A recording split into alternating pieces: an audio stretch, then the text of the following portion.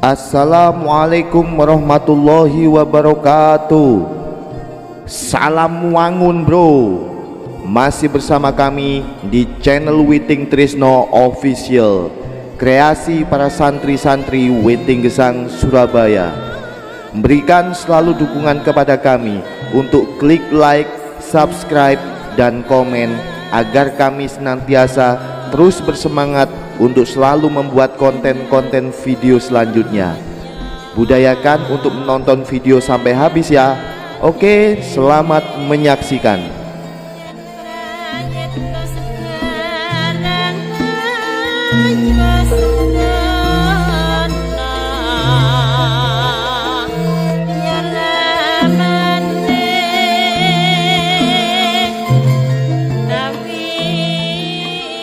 Dalam cerita Bapak Demak versi Cirebon dikisahkan,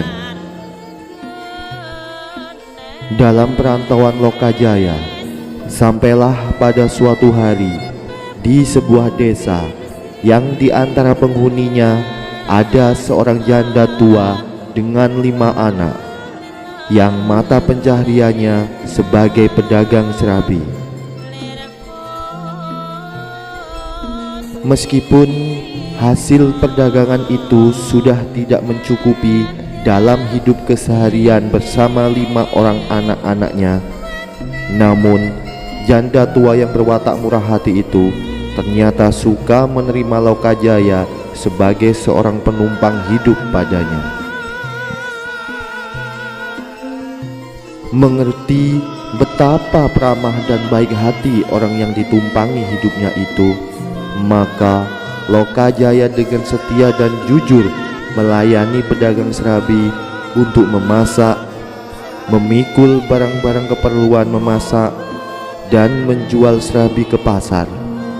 Memikul barang-barang itu dari pasar pulang kembali ke rumah.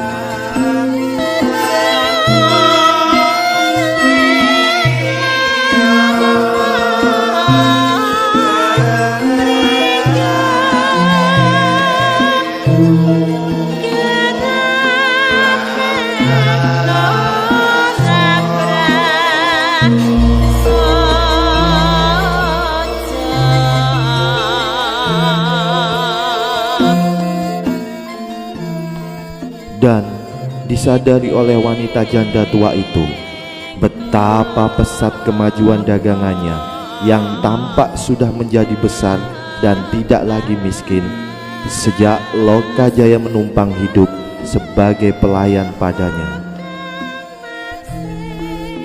Maka Lokajaya amatlah disayangi dan diperlakukan sebagai anak kandungnya. Uang pun diberikan secukupnya pada sembarang waktu diperlukan, termasuk juga untuk membeli seekor ayam aduan dan untuk bertaruh dikala ayam itu dibawa Lokajaya ke dalam gelanggang peraduan ayam.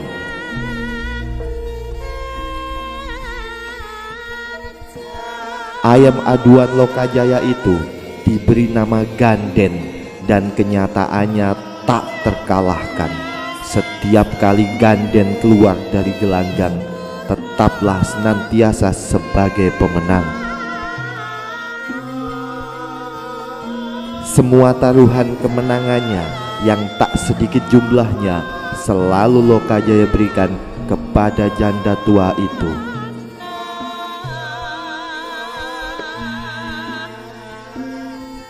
Pada suatu hari, rumah pedagang serabi tersebut dikunjungi seorang setengah baya beserta anak muda yang membawa sebuah kerusu berisi seekor ayam aduan.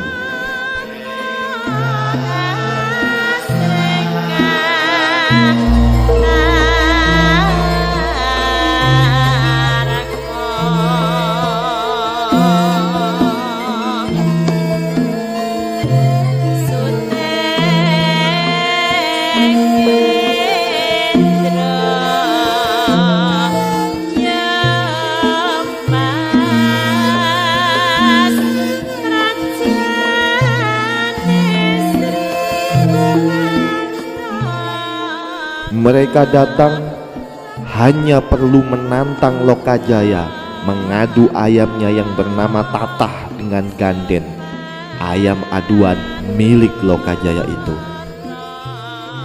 Dan tantangan itu tentunya diterima Lokajaya dengan gembira hati, karena memang sudah agak lama menunggu adanya ayam aduan yang berani melawan Ganden.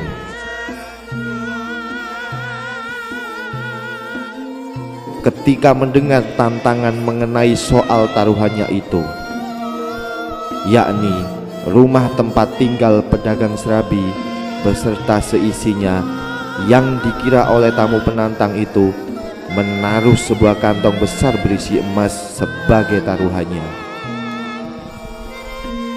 Melihat keraguan Lokajaya dan melihat sekantong emas yang nilainya jelas lebih besar daripada harga rumah seisinya itu, dengan mengingat bahwa selama ini Ganden terbukti tak pernah terkalahkan, maka janda tua Aquanya itu menganjurkan agar Lokajaya dengan berbesar hati menerima tantangannya.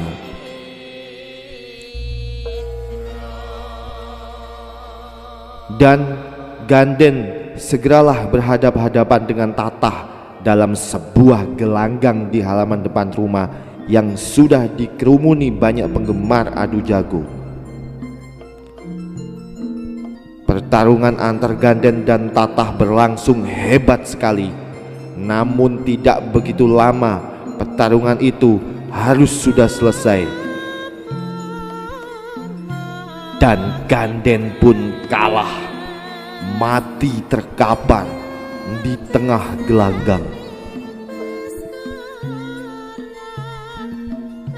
Janda serabi dan kelima anak-anaknya pun menangis. Kekalahan Ganden yang menimbun segenap keluarga dengan malapetaka. Lokajaya tinggal berdiri tegak saja dengan hati gusar pandangannya mengikuti kepergian tamunya, setelah menerima tawaran bahwa kelak tamunya akan kembali untuk menempati rumah taruhannya, dan diharap Lokajaya dan sekeluarga sudah tidak berada di dalam rumah dan halaman itu. Tetapi Lokajaya diperbolehkan mengambil dan membawa isi dari rumah dan halaman apa saja yang disukai.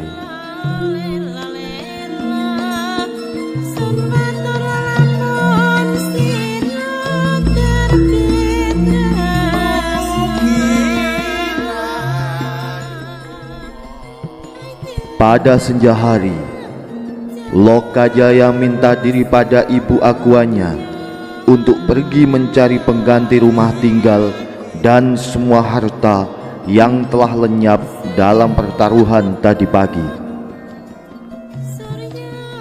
dengan pesan agar ibu dan kelima anaknya jangan meninggalkan rumah itu sebelum dia kembali. Kemudian Lokajaya pun pergi ke satu-satunya jalan lalu lintas di tengah hutan, dengan tujuan sebagai penyamun untuk menghadang siapapun yang lewat dan diminta harta bendanya.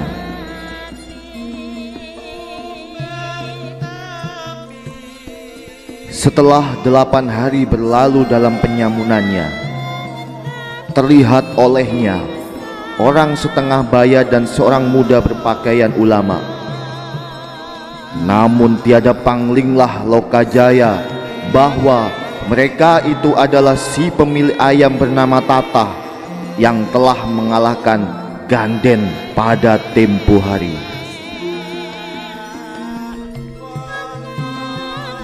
Terlihat dengan pakaian keulamaannya yang tampak serba indah, serba mahal harganya, Lokajaya pun segera menghentikan mereka, diminta pakaian mereka dan semua yang mereka bawa, atau nyawa mereka yang akan direnggutnya kalau mereka berani menolak permintaannya. Tetapi alangkah terperanjatnya Lokajaya ketika orang setengah baya itu menyapa Lokajaya dengan menyebut nama Raden Said. Lalu Raden Said diminta agar ia melihat pohon aren yang ada di sebelah kanannya. Dan terlihat semua tirisan buah kolang-kaling berubah menjadi emas murni. Dan dua tokoh ulama tersebut berkata, kalaupun engkau memang bermaksud menghimpun kekayaan duniawi, maka ambillah buah kolang-kaling tersebut. Tampak pada pandangan mata Raden Said, semua tirisan buah kolang-kaling itu berubah menjadi emas yang cahayanya sangat kilau kemilau indah dalam sinar matahari. Seketika Raden Said berjongkok di hadapan orang setengah baya itu sambil menyembah, meminta maaf, menyerahkan diri kepadanya, serta memohon untuk diterima sebagai muridnya. Dengan senang hati permintaan itu pun diterima, yang kemudian memberi perintah kepada Raden Said agar segera pulang lebih dahulu untuk menemui ibu akuannya, memohon izin dan menyampaikan pesan untuk menghadiahkan rumah tinggal seisinya itu, dan selanjutnya menyusul ke Pondok Bonang. Sesungguhnya orang setengah baya itu tak lain adalah Sunan Bonang, dan anak muda pengiringnya itu adalah adik kandung bungsunya yang kemudian hari tampil sebagai Sunan Derajat.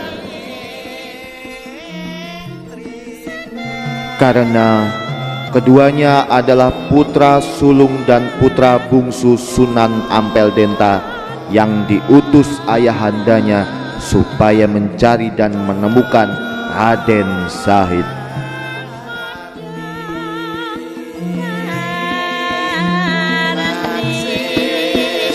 Yeah.